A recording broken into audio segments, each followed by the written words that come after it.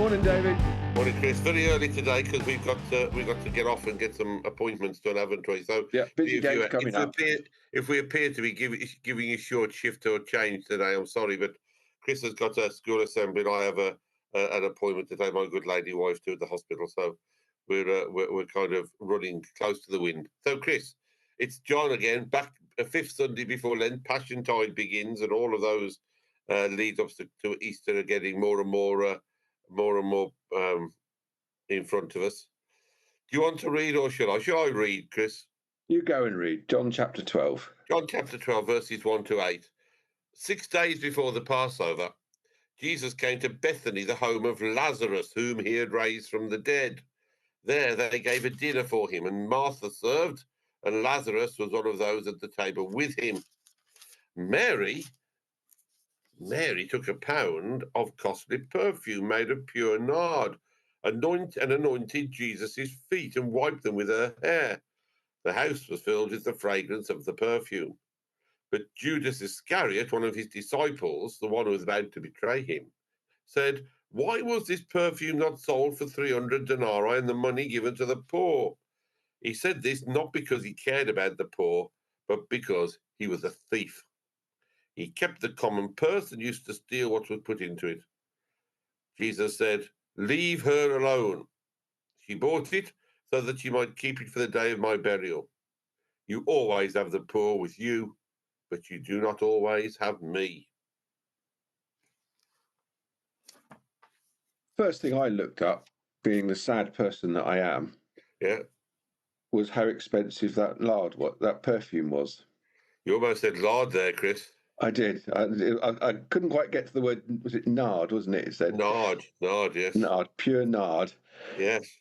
And anointed her hair with it. And I was going to ask, dear viewer, how many of you have spent a whole year's wages just on one bottle of perfume? And if so, wear it to church on Sunday and see if anybody knows how expensive it is.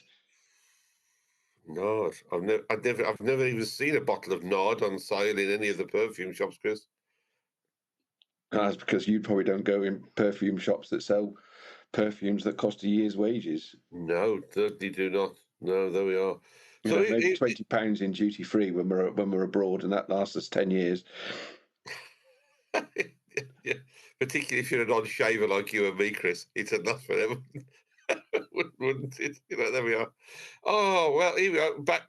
It's a great story because it brings us back to Jesus being prepared for his death, doesn't it? In one way, that's what I think the story is starting to tell us. That we are getting near Easter. We're getting nearer Easter, and of course you got this conflict almost between Martha and Mary. Martha, who is the servant, and Mary, who is sitting at Jesus' feet. They fall out, I think, about this a bit, don't they? Yes, it is, and then then you've got Judas at the end as well. Yeah, and actually, I suppose it brings a lot of humanity in to our journey beginning Easter. It does. You got Martha running around, serving up dinner, doing the dishes, dishing up and feeding everybody, and Mary just sat at Jesus' feet, anointing him with his costly perfume. That's right. Doing nothing except being with Jesus. Yeah. And then you got Judas at the end of the story saying, "That's expensive. Well, give it to the church. Give it to the poor." Mm. I know it did highlight the fact that Judas was the guy who had his hand in the till when it came to the common purse that he wanted it to be put in. Yeah. So then you got, and we come across selfish ambition of people wanting their hand in the till so often as well. We do. It's a good job that perfume wasn't being sold to America, isn't it? After last night. Well, sell it for 2,000. Yeah, I mean, it would be 2 years' worth of wages to an American. It would. 1 year's wages to an English person, and 2 years' wages to an American. That's right. So it's a good job. Don't export Nard to America at the moment. He's obviously the thing. But there we are. Yeah, I mean, it's fantastic. Jesus having his feet washed and his head anointed are big parts of the Easter story, aren't they? As we get to Maundy Thursday, in a fortnight's time, and the foot washing ceremony, again, as I come back to what I said at the beginning, it's all part of that preparation for his death. Almost, because they weren't able to prepare him actually after he died, because they just had to put him into a cave quickly because of the situation on the day. Yeah, it is. There's a lot of preparation. So Jesus is being prepared. And what's our reaction to that? What's our preparations going to be over the next 2 weeks? Are we going to think about it? Are we going to prepare ourselves? Are we going to be the sort of person that sits down like Mary, sits down at Jesus' feet, spends our time in prayer? Let's contemplate what all this means.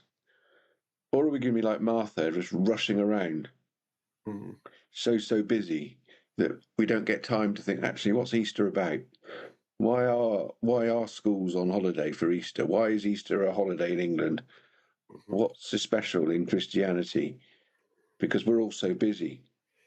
I mean, the problem is it's a bit like Christmas, isn't it? Which I know I shouldn't mention that word quite so early in the year, but it is a bit like Christmas. But the church is totally countercultural in what it's trying to do in preparation for these big holy festivals. We're saying to people, just stop a moment. The rest of the world is going berserk. You know, the supermarkets are busy stocking as much alcohol into them as they physically can. You know, and pushing eggs and chocolate, etc. And we're saying, let's just stop, reflect. Yeah, what is your personal journey, pilgrim journey with Jesus at this time? How are you going to recognize it and remember it? And it's such a countercultural thing to do. Yeah, I did have a wedding couple recently when I was asking them what they thought of church. They said, you know what, I don't think we've come across anywhere else where we can actually stop and reflect and think about the meaning of life. Yeah. Anywhere other than that hour on a Sunday morning in church. And they said it's rather healing and helpful. You know, so they were left with a positive experience, people who didn't really go to church very much. And like you say, that's the countercultural bit. It's a little bit of what we've got to offer.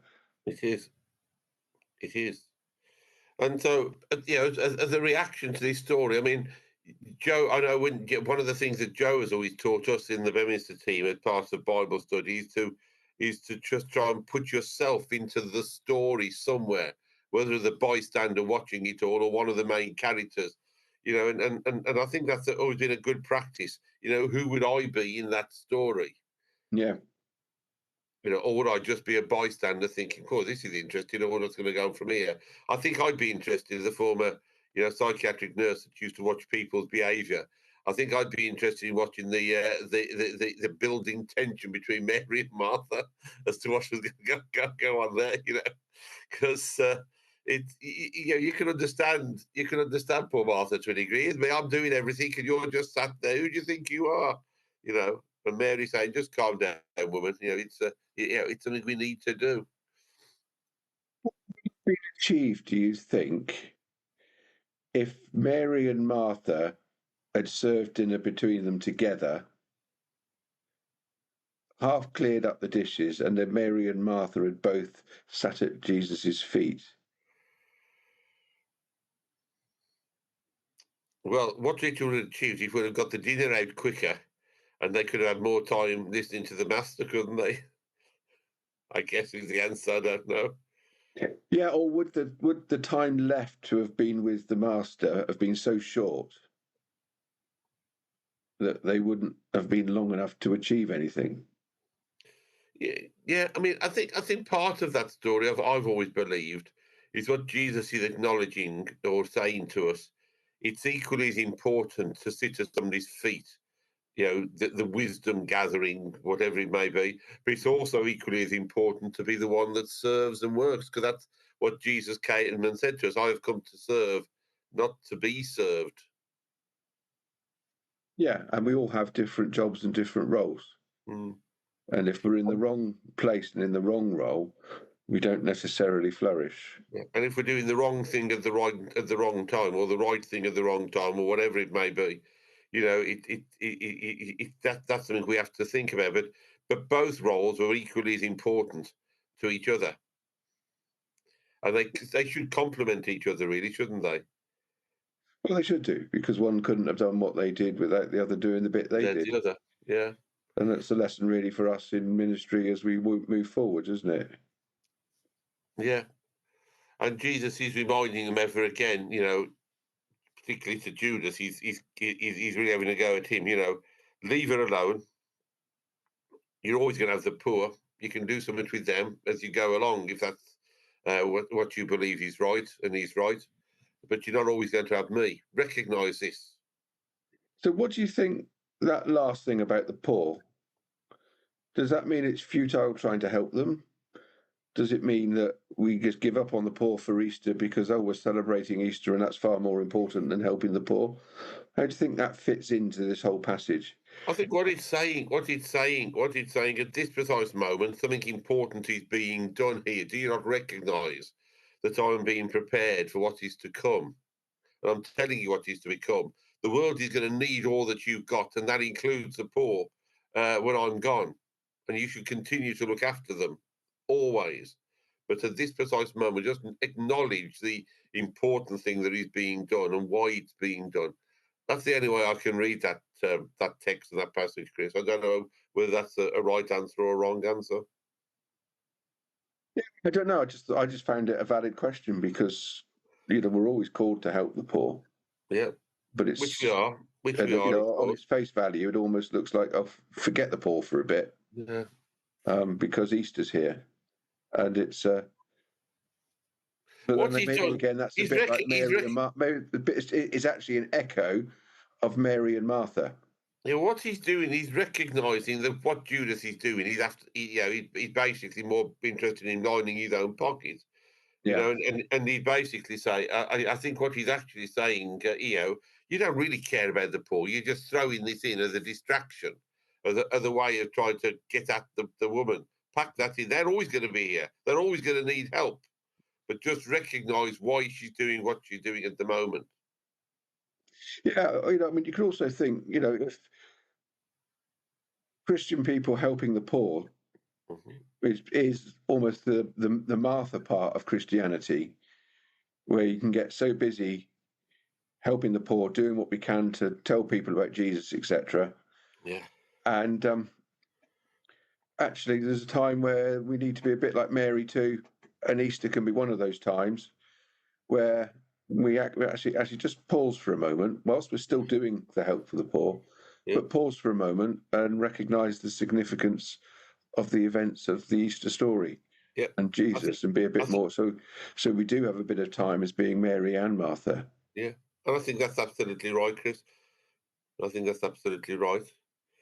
So, dear viewer, there we are. Some thoughts. Are you a Mary or a Martha?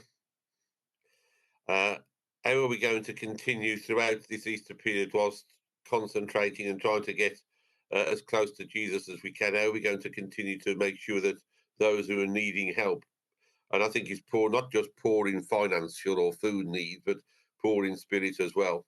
How are we going to try and support and help them? And how do we continue to prepare ourselves for the story that is to come? Perhaps you could reflect on it. It's a good passage for reflection, is this one. Put yourself in the story, as Joe would encourage us. John 12, verses 1 to 8. And stand from the outside and watch the relationships develop and the conflict begin. Absolutely. And we'll pick that up again next week, I'm sure, Chris, won't we? I'm sure we will. I'm sure we will. We've got Palm Sunday the week after, an awful lot to think about for Palm Sunday, I'm sure, Chris. And in the meantime, dear viewer, if you are in America and you're trying to buy Nard, just hope it's been produced there. Yes, and if you're in this country, I'm sure we will try and be buying the English Nard that's not being sold to America. That's right. I might go in search of Nard, Chris. I'll see which shop will sell it. Okay, fair enough. Do you think Harrods or one of those stores may have a bottle somewhere lurking? I tell you what, I would have thought somewhere like Scylla and Camilla are bound to have something hidden away in a corner somewhere. I shall immediately we finish this in a moment email Richard the the Supremo of Cilla and Camilla and ask him if he's got a bottle of Nard I could purchase. Yes, there you go. Yeah. Or at Everything exists in Beaminster. Or at least could I have a sniff of it, even if I can't afford to pay for it. And you're going to report back next week on your findings. I'll see what I can do. But yeah, I mean, Nard doesn't smell. It doesn't sound as if it smells very nice, does it? No, it doesn't. You know, but it's a year's wages, so it must be. Yeah. So perhaps for the poorer people of your part of the world, Chris, Lard will have to do. Chris, on that note, I will say, dear viewer, thank you very much for listening. Yeah, we'll see you next week. Bye-bye then. See you all. Bye.